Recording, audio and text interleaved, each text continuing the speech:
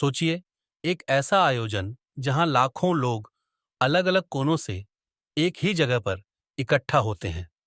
ऐसा आयोजन जो हर बार दुनिया का सबसे बड़ा ह्यूमन गैदरिंग कहलाता है।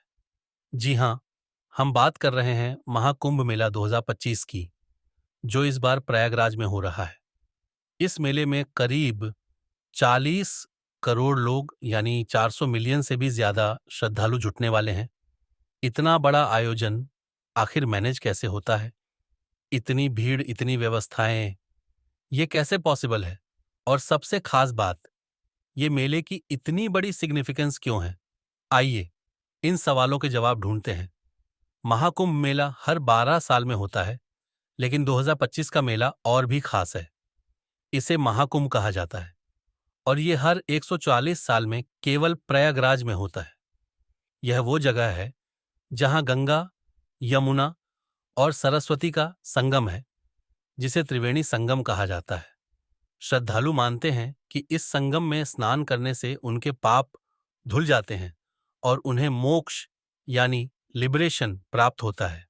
लेकिन महाकुंभ सिर्फ एक रिलीजियस इवेंट नहीं है। ये स्पिरिचुअलिटी, कल्चर और ह्यूमैनिटी का एक ग्रैंड फेस्टिवल है। यहाँ सिर्फ भारत से ही नहीं, बल्कि दुनिया भर से लोग आते हैं इसे एक्सपीरियंस करने, इसे महसूस करने। अब सवाल ये उठता है कि इतने बड़े लेवल पर ये आयोजन मैनेज कैसे किया जाता है? सोचिए, 40 करोड़ लोग एक जगह पर, ये अपने आप में एक वंडर है।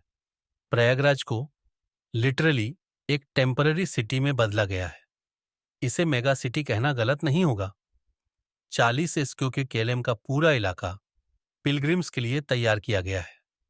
यहाँ हर तरह की फैसिलिटीज दी जा रही हैं, रहने से लेकर खाने तक और ट्रांसपोर्टेशन से लेकर हेल्थ सर्विसेज तक। सबसे पहले बात करते हैं एकोमोडेशन की।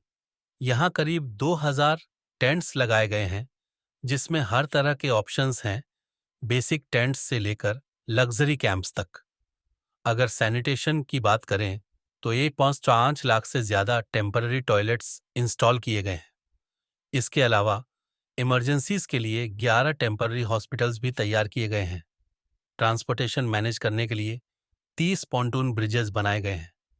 इन ब्रिजेस की खास बात यह है कि इन्हें टेम्पररी तौर पर बनाया जाता है और इवेंट खत्म होने के बाद इन्हें डिसमेंटल कर दिया जाता है।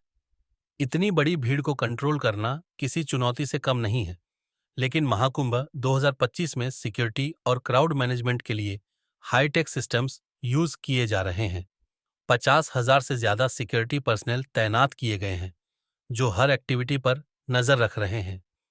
इसके साथ ही दोहा 500 से ज्यादा एआई पावर्ड कैमरास लगाए गए हैं, जो रियल टाइम में क्राउड का डेटा ट्रैक करते हैं। और तो और, हर पिलग्रिम को आरएफआईडी रिस्टबैंड्स दिए गए हैं।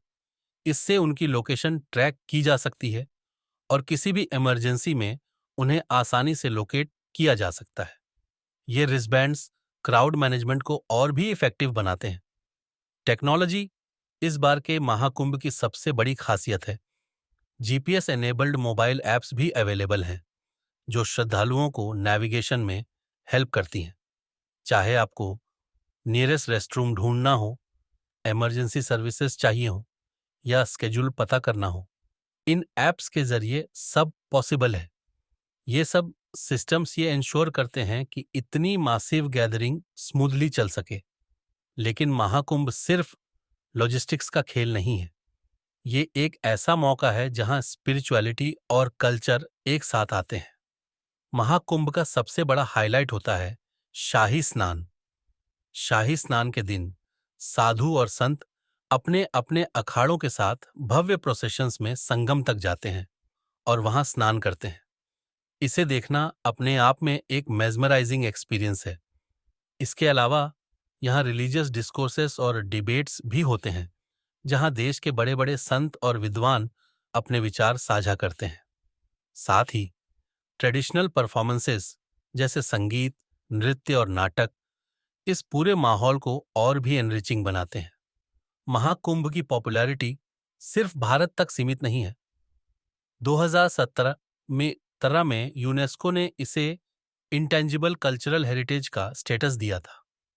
अब हर साल दुनिया भर से स्कॉलर्स, रिसर्चर्स और टूरिस्ट्स यहां आते हैं इसे स्टडी करने और इसका हिस्सा बनने। 2025 का महाकुंभ मेला कई मायनों में खास है। यह फेथ और ट्रेडिशन का ऐसा संगम है जो दिखाता है कि यूनिटी और स्पिरिचुअलिटी कितनी पावरफुल हो सकती है।